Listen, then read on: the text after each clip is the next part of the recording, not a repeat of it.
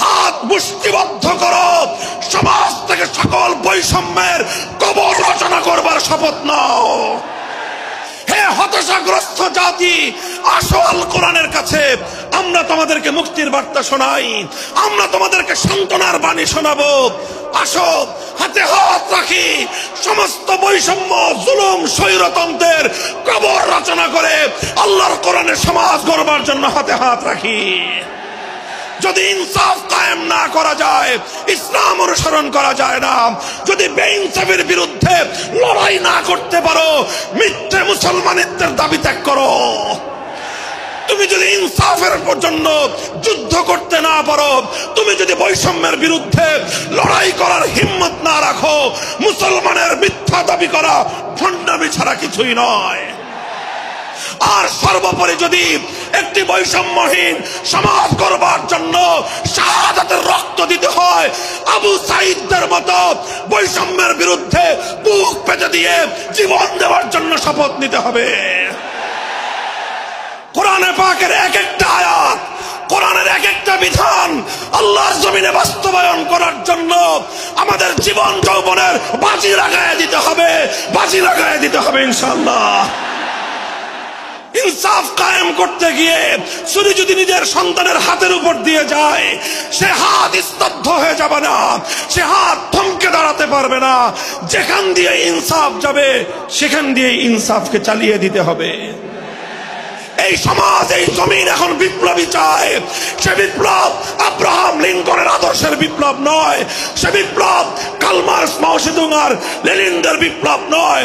বাংলার মাটি আরেকটা বিপ্লব দেখতে চায়, সে বিপ্লব হবে আল কোরআনের বিপ্লব, সে বিপ্লব হবে ইসলামী সমাজ গঠনের বিপ্লব।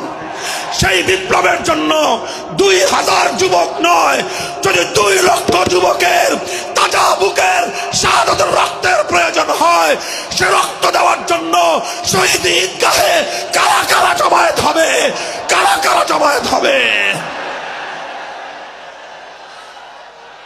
এটা শুধু কথার কথা না, শপথ। এটা কথার কথা না, শপথ। এটা অঙ্গীকার। কার সাথে? কার সাথে?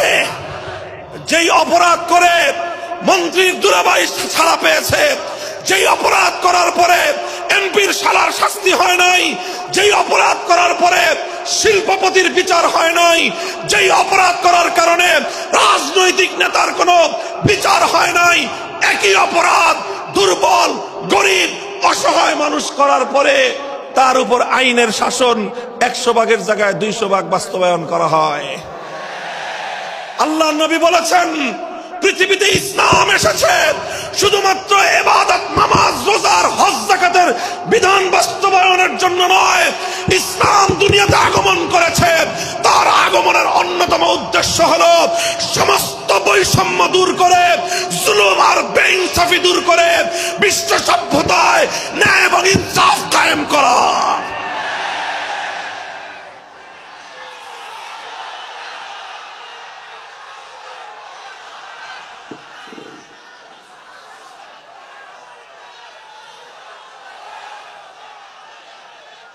মনে রাখবেন, বৈষম্যহীন সমাজ গড়া এটা শুধু বৈষম্য বিরোধী ছাত্র নেতৃবৃন্দের দায়িত্ব নয়। বৈষম্যহীন সমাজ গড়া এটা শুধুমাত্র বৈষম্য বিরোধী ছাত্র নেতৃবৃন্দের দায়িত্ব নয়। বৈষম্যহীন সমাজ গড়া সর্বপ্রথম আল কোরআনের সৈনিকদের দায়িত্ব। বৈষম্যহীন সমাজ গড়া সর্বপ্রথম আল্লাহর নবীর সত্যিকার উম্মতদের দায়িত্ব। ওঠো, দাঁড়াও, হাত মুষ্টিবদ্ধ করো, সমাজ থেকে সকল বৈষম্যের কবর রচনা করবার শপথ নাও। মুহতারাম হাজিরিন, কথাটা খুব জায়গা লক্ষণীয়, শোনার বিষয়। যারা একটা বৈষম্যহীন সমাজ দেখতে চাও, যারা জুলুম এবং অত্যাচারে অতিষ্ঠ হয়ে গিয়েছ, যাদের জীবনকে এই ধরনের অন্যায়, অবিচার, জুলুম, শোষণ, স্বৈরতন্ত্র যাদের অন্তর হৃদয়কে জ্বালিয়ে পুড়িয়ে ছারখার করে দিয়েছে, হে হতাশাগ্রস্ত জাতি, আসো আল কোরআনের কাছে, আমরা তোমাদেরকে মুক্তির বার্তা শোনাই, আমরা তোমাদেরকে সান্ত্বনার বাণী শোনাবো। আসো হাতে হাত রাখি, সমস্ত বৈষম্য, জুলুম, স্বৈরতন্ত্রের কবর রচনা করে আল্লাহর কোরআনের সমাজ গড়বার জন্য হাতে হাত রাখি। দেখেন,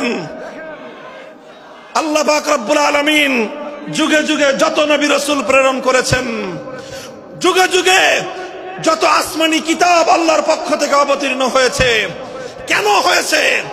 শুধুমাত্র মুসল্লিদের সমাজ গড়বার জন্য নয়, শুধুমাত্র রোজাদার সমাজ গড়ার জন্য নয়, অবশ্যই কোরআন এবং কিতাব নাজিল হয়েছে নামাজের জন্য, অবশ্যই কোরআন এবং কিতাব নাজিল হয়েছে রোজা, হজ, যাকাত সহ আল্লাহ পাকের যাবতীয় বিধান সমাজে বাস্তবায়ন করার জন্য। তবে একমাত্র এটাই উদ্দেশ্য নয়, বরং সমস্ত কিতাব, সমস্ত নবী রাসূল দুনিয়াতে আগমন করার অন্যতম একটা মৌলিক লক্ষ্য। কোরআনে পাকের সূরাতুল হাদীদ থেকে তেলাওয়াত করেন, অর্থ বুঝেন, মর্ম বুঝার চেষ্টা করেন। লাকাদ আরসালনা রুসুলানা বিল বায়িনাতি ওয়াল হুদা ওয়া আনজালনা মাআহুমুল কিতাবা ওয়াল মিজান লিয়াকুমান নাসু বিল কিসত। আল্লাহ কোরআন বলছে যে আমি নবী রাসূল পাঠিয়েছি, আসমান থেকে যুগে যুগে কিতাব নাজিল করেছি।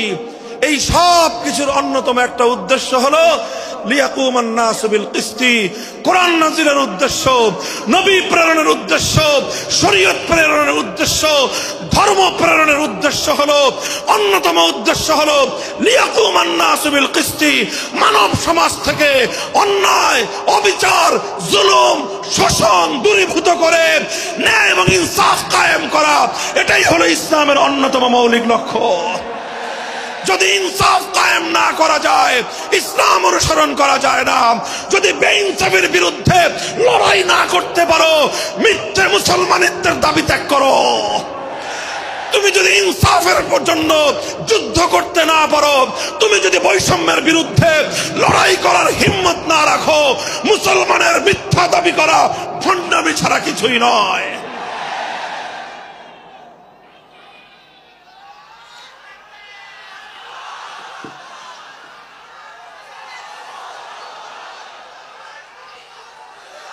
এই জন্য আমাদেরকে বুঝতে হবে, আমাদের জীবনের অন্যতম মিশন, যে জন্য আল্লাহ তার নবীদেরকে পাঠিয়েছেন, নবীদের জীবনের মিশন যা ছিল, নবীর উত্তরাধিকারী, নবীর অনুসারীদের জীবনের মিশনও সেটাই হবে।